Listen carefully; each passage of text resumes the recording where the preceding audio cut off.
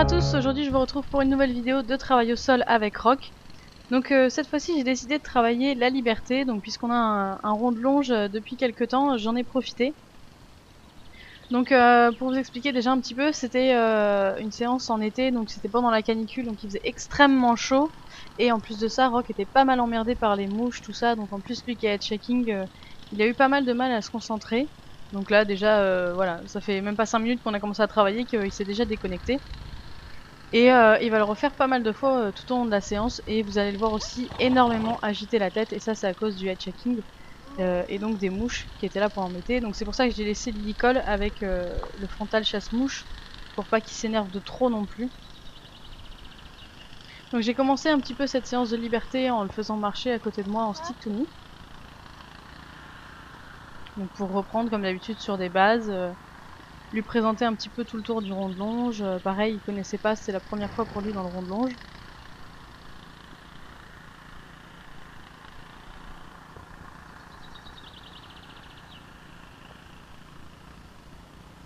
Je vais l'amener une première fois sur la barre pour lui présenter. Donc il y avait deux blocs bleus en plastique à côté en même temps. Donc je vais le laisser sentir un petit peu et là du coup en fait je vais lui demander de reculer. Et vous voyez qu'en fait apparemment il a pas envie de reculer, du coup il s'en va, il se déconnecte. Donc je sais qu'il y a beaucoup de gens qui quand le cheval se déconnecte aiment pousser le cheval en fait, mettre beaucoup d'inconfort, donc le mettre au galop et le faire courir jusqu'à ce que le cheval soit enclin à se reconnecter et à revenir vers nous.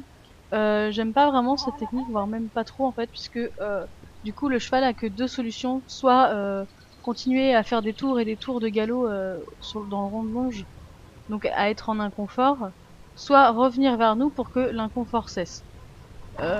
Moi c'est pas quelque chose que j'aime, je préfère en fait le laisser là en fait, vous voyez que quand il se déconnecte je ne fais rien, je l'appelle juste, je lui demande de revenir, je vais essayer de chasser ses hanches, de l'attirer pour qu'il revienne vers moi et une fois qu'il revient là je mets du confort. Mais du coup il revient uniquement parce que pour lui c'est confortable, il revient pas parce que quand il était loin de moi il y avait de l'inconfort. Donc je préfère bâtir sur cette relation là que je trouve beaucoup plus saine que celle qui est fondée sur le renforcement négatif et qui du coup fait que le cheval en fait vient vers vous uniquement pour fuir l'inconfort. Donc une fois qu'il est reconnecté, je vais recommencer un petit peu mon stick to me tranquillement au pas. Donc vous voyez que une fois qu'il est dedans, il suit très bien, même quand je fais des virages un peu secs, un peu courts.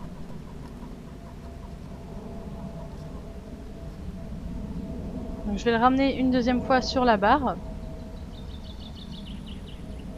Donc là je le fais arrêter juste avant, il s'arrête très bien, donc pareil, je caresse.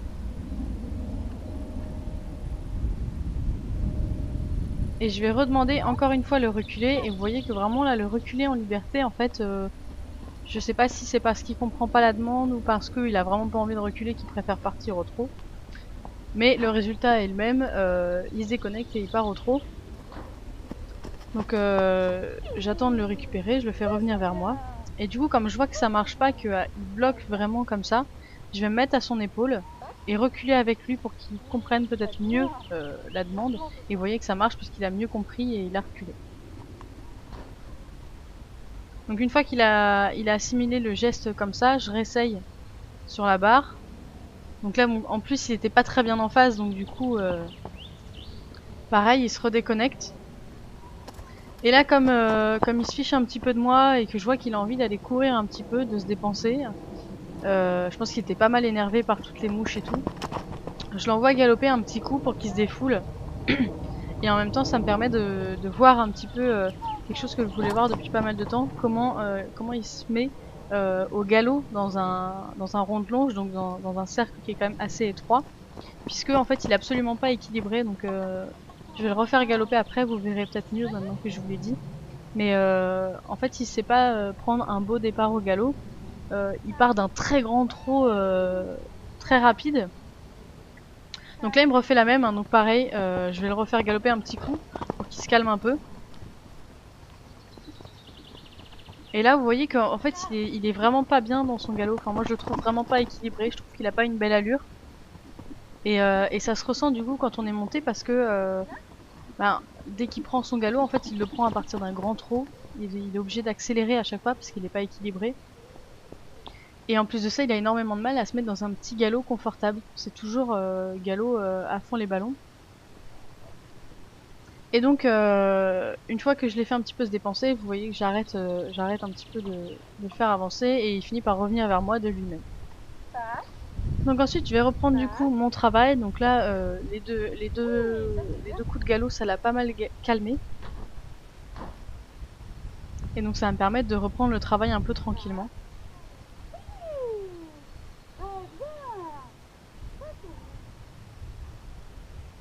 Donc là, je vais redemander encore du reculer. Donc là, vous voyez, ça l'a pas mal calmé. Maintenant, il recule, il comprend mieux.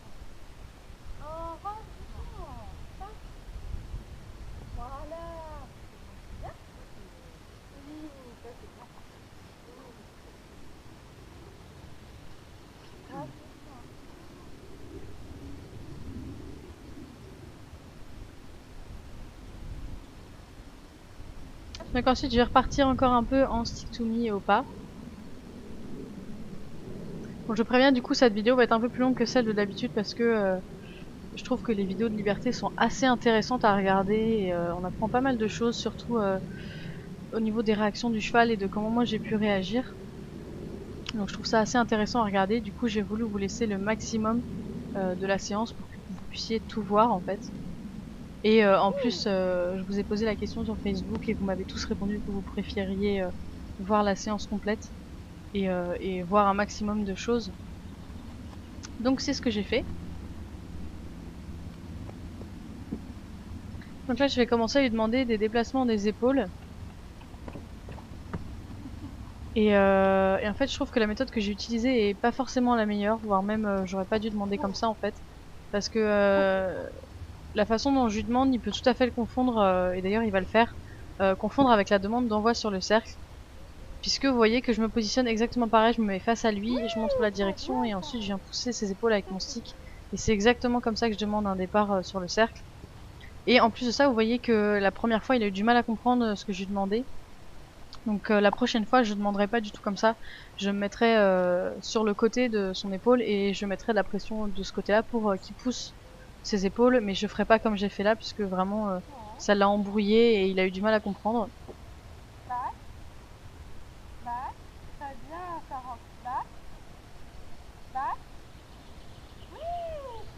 Donc ensuite, je vais recommencer un petit peu mon exercice de tout à l'heure, mais en le compliquant un peu, puisque là, je vais lui demander encore une fois de reculer. Et ensuite, je vais lui demander de rester immobile avant de le rappeler vers moi. Et en plus, pour revenir vers moi, il devra passer la barre. Donc là, vous voyez qu'il ravance, donc je le réimmobilise, je le refais reculer d'un pas. Je veux qu'il reste derrière sa barre, et que seulement quand je lui demande, il passe la barre et vienne me rejoindre. Donc vous voyez que bon, les premières fois, hein, c'est assez difficile. Hein, je pense que vous savez maintenant qu'avec Rock, on a pas mal de soucis au niveau de l'immobilité. C'est quelque chose qui est assez difficile à avoir avec lui.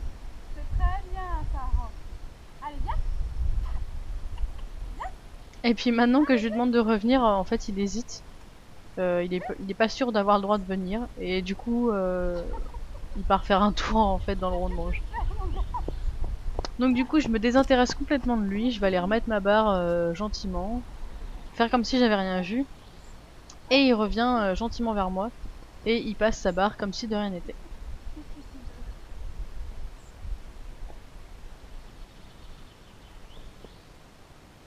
Je vais recommencer le même exercice. Donc là, je vais le faire bouger les hanches pour le repositionner bien face à la barre.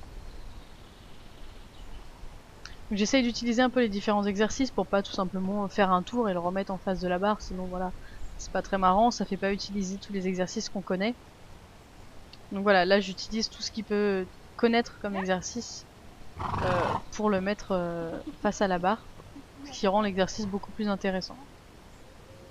Donc là pareil, il se redéconnecte encore une fois, j'attends juste qu'il revienne en fait.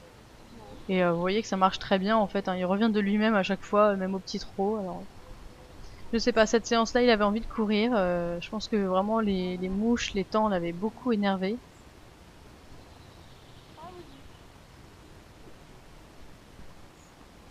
Donc cette fois-là, ça va être un peu moins difficile d'avoir l'immobilité. Ce qui va être le plus difficile, ça va être les premiers pas où je vais m'éloigner. Après, une fois que je suis plus loin, en général, ça se passe mieux. Et après, donc, je lui fais passer sa barre au trot. Et vous voyez qu'il sait très bien quand il a bien fait parce que tout de suite, il sait qu'il peut baisser la tête et brouter. Mais en dehors de ça, pendant le travail, il le fait pas sinon. Donc bon, il sait très bien quand il a réussi l'exercice et qu'il a bien fait.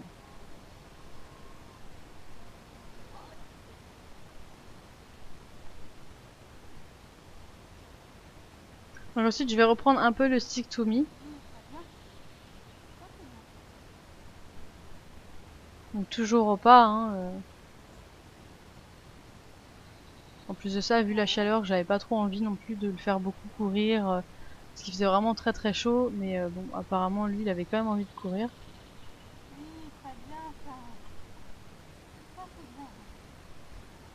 Donc je recommence encore une fois mon exercice. Donc à lui demander l'immobilité. Vous voyez que c'est toujours un peu difficile, hein, il avance toujours vers moi.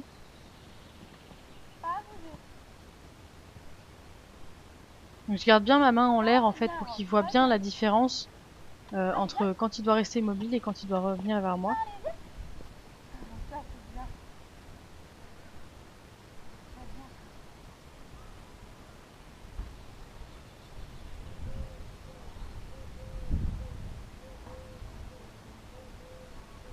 Donc là je refais un peu de stick to me, vous voyez que je lui demande de se positionner à ma droite. Et ensuite on va faire un petit peu de trot tous les deux.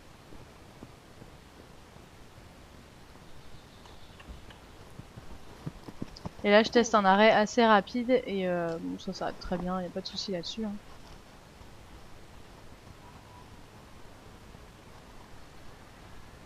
Ensuite je vais monter la barre pour l'obliger un petit peu à lever ses pieds, à s'organiser.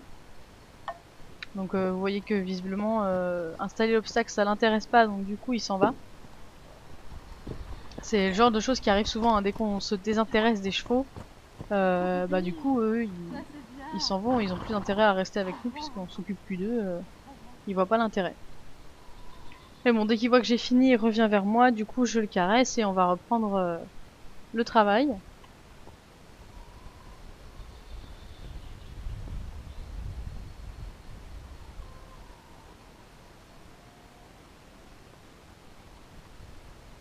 Donc là vous voyez je lui présente un petit peu la barre pour qu'il voit qu'elle est plus haute que tout à l'heure.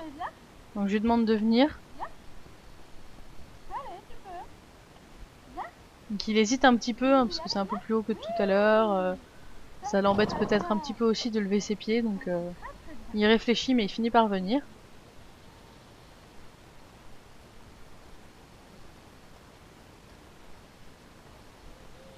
Ensuite là vous voyez je fais un virage à 360 degrés et il suit quand même très très bien le mouvement.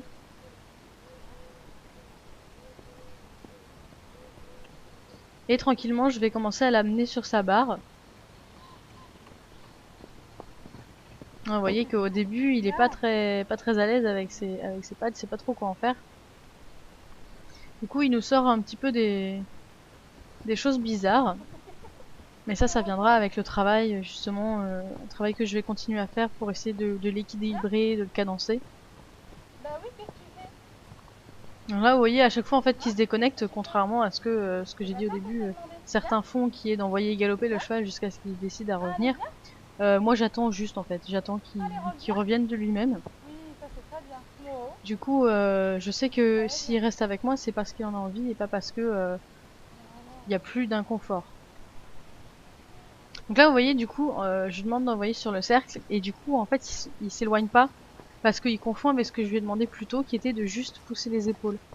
Donc c'est là que je vous dis que j'aurais pas dû faire comme ça. Et c'est ça qui est intéressant aussi avec le fait de regarder, enfin de se filmer et ensuite de regarder le travail qu'on a fait. Parce que du coup ça permet de voir les erreurs qu'on a pu faire. Et là du coup je me suis rendu compte que c'était vraiment pas la bonne manière de lui demander de déplacer ses épaules. Puisque du coup ça devenait vraiment ambigu pour lui. Donc ensuite je vais le remettre un petit peu sur un grand cercle pour le mettre un peu en avant. Il va essayer pas mal de fois de changer de sens. Donc à chaque fois je vais essayer au maximum, je dis bien essayer parce que j'ai pas réussi à chaque fois, hein, essayer en fait de le refaire changer de main face à moi. Je veux pas qu'il change de main en me montrant ses fesses, comme il vient de faire là par exemple. Puisque tout simplement après quand on va vouloir par exemple jouer un peu plus énergiquement, il risque d'y avoir des coups de cul qui partent. C'est pas forcément méchant, hein, c'est juste dans l'attitude de jeu. Mais le problème c'est que si ces coups de cul ils partent pendant qu'il fait un demi-tour avec les fesses dirigées vers moi, le coup de cul il peut très facilement m'arriver dessus.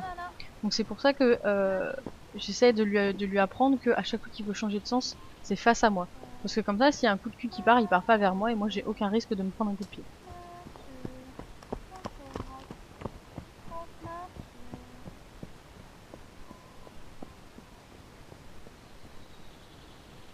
Donc là, vous voyez, en fait, il se met au trot tout seul. En fait, moi, je voudrais juste du pas. Et le problème, c'est que dès qu'il revient un petit peu vers moi et que du coup, je le renvoie sur son grand cercle, bah, en même temps, il réaccélère, il se remet au trot. Et les transitions descendantes avec Rock sont pas faciles du tout. C'est quelque chose qu'il n'a pas encore assimilé. Et c'est en général assez long. Donc là, vous voyez, par exemple, il revient vers moi, donc je le renvoie sur son cercle, il repart automatiquement au trot. Donc je suis obligée de rattendre, de lui demander tranquillement, de baisser mon énergie, tout ça pour qu'il repasse au pas. Mais il est assez long en fait à se calmer et à redescendre en pression. Et en général, vous avez remarqué que c'est toujours au même endroit qu'il repasse au pas. Et ensuite, il repart au trot. Bon là, du coup, il revient vers moi. Il y a l'obstacle en plein milieu. Et alors, bah, il le passe quand même si c'est complètement en diagonale. Donc bon, voilà, il m'a fait assez rire quand il m'a fait ça.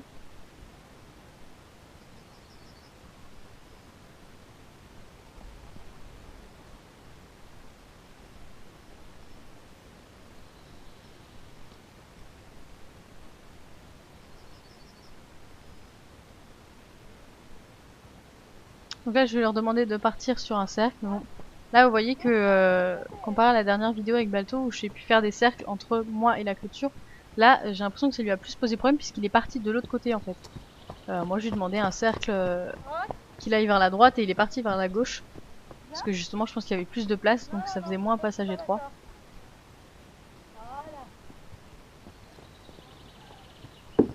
Donc là, vous voyez, il change de sens. Et j'ai pas réussi à le remettre dans le sens que je voulais en le faisant faire un demi-tour face à moi. Des fois ça arrive. Hein. Donc là pareil, il refait demi-tour. Par contre vous voyez qu'il l'a fait face à moi. Et, donc là du coup je vais le remettre à la main que j'avais choisie précédemment. Et donc là vous voyez qu'il a tourné un petit peu sa tête vers moi. Donc j'en ai profité pour aller pousser sur ses hanches. Et donc le ramener vers moi et ensuite le renvoyer sur son cercle. Et là du coup j'ai eu un changement de main face à moi. Donc qui était bien ce que je voulais.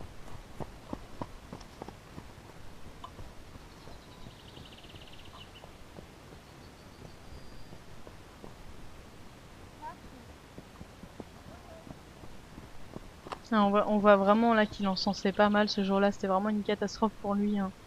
Il est vraiment pas bien dans ces jours-là quand il fait très chaud et qu'il y a beaucoup de bestioles.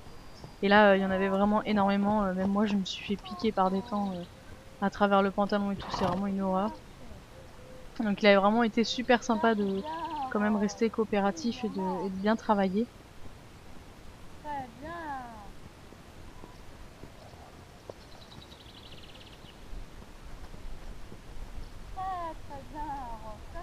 Donc là voilà, j'essaye juste d'obtenir un pas détendu, calme, et en même temps j'essaye que voilà, du fait qu'il soit détendu, il aille chercher l'extension d'encolure, ce qui me permettra après plus tard d'aborder un travail plus en équilibre, et ça va également lui muscler le dos.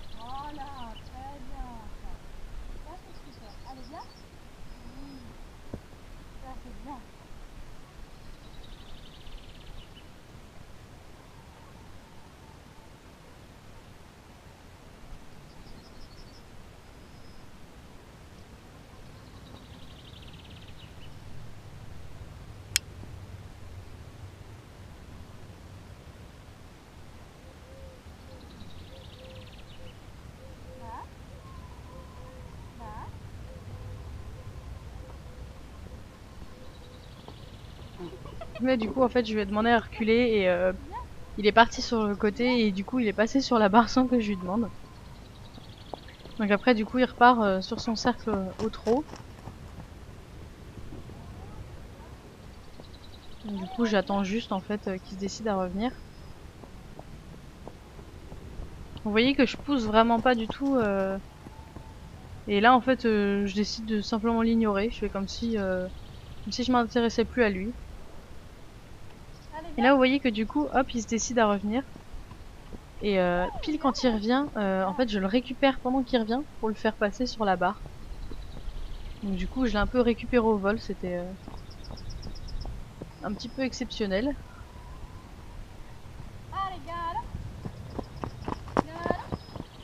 Donc là je le renvoie galoper un petit coup sur son grand cercle. Vous voyez que là, enfin, c'est vraiment, il n'arrive pas à se maintenir au galop sur le cercle en fait, puisque comme il n'est pas en équilibre, il est complètement couché à l'intérieur de son cercle. Il se tient pas du tout. Forcément, il est vraiment pas confortable dans son galop, donc il n'arrive pas à le tenir tout un cercle complet. Donc ça, c'est vraiment quelque chose qu'il faudra que je travaille. Mais ça va être un travail qui va être très long et on verra les résultats que dans beaucoup de temps.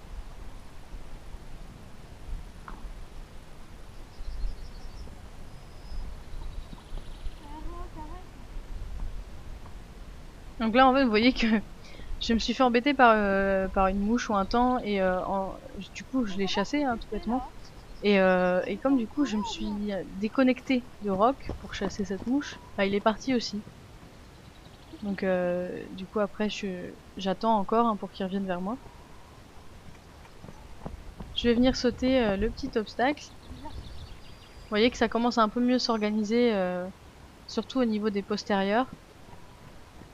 Mais du coup, le faire passer sur des petites barres comme ça, c'est assez intéressant parce qu'il est obligé en fait de s'équilibrer correctement pour pas avoir à toucher les barres. Parce que s'il est trop sur les épaules, il va toucher des antérieurs.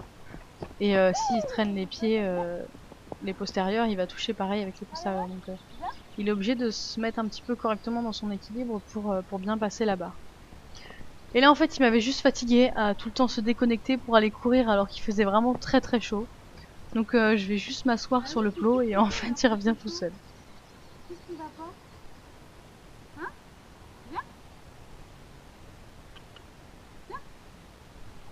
Là vous voyez que vraiment il encense énormément, il en pouvait plus des temps et des mouches. Donc du coup je décide d'arrêter ma séance là-dessus. Et puis je vais aller lui donner une bonne douche pour le rafraîchir et puis pour le soulager un peu de toutes ces bestioles qui enquiquinent. Bon il a été très chiant à la douche, hein, il a beaucoup gigoté, vous voyez qu'il garde son intérieur en l'air et tout parce qu'il aime pas le jet d'eau. Enfin, je sais pas s'il a été vraiment bien habitué au jet d'eau ou pas. Mais vraiment il a été pénible, il arrêtait pas de gigoter, à se tortiller dans tous les sens. Donc j'étais pas mal obligée de le remettre en place à chaque fois. Ensuite j'ai bien sûr passé un coup de couteau de chaleur pour enlever le surplus d'eau parce que contrairement à ce qu'on pourrait penser, il faut pas laisser de l'eau sur un cheval puisque l'eau va chauffer et du coup tenir encore plus chaud au cheval. Donc il faut l'enlever hein, pour éviter que ça chauffe encore plus. Et s'il fait vraiment très chaud, à la limite il vaut mieux doucher une première fois, passer le couteau de chaleur, redoucher encore une fois et repasser le couteau de chaleur, quitte à faire ça plusieurs fois pour des périodes vraiment chaudes, pour vraiment faire redescendre la température, mais surtout pas laisser de l'eau sur un cheval qui du coup chaufferait avec le soleil et serait encore pire qu'autre chose. Voilà, cette vidéo est terminée, j'espère que ça vous aura plu et je vous retrouve très bientôt pour une nouvelle vidéo. Alors par contre, je vous laisse une petite séquence juste après ça où vous allez apprendre quelque chose sûrement qui j'espère vous aidera. Et voilà, Balto vient de le doucher. Donc comme il fait chaud, ça leur a fait un peu de bien, il n'a pas travaillé, juste douché. Et il se roule. Alors beaucoup de cavaliers râlent parce qu'ils viennent de doucher leurs chevaux qui sont tout propres et que juste après, on a l'impression qu'ils font exprès de se rouler dans la terre. Sauf qu'ils font pas exprès, ils font ça pour se protéger. Parce qu'en fait, une fois qu'ils ont de l'eau, du coup, la terre va beaucoup mieux coller. Donc en fait, ils vont se rouler dans la terre pour prendre un bain de terre.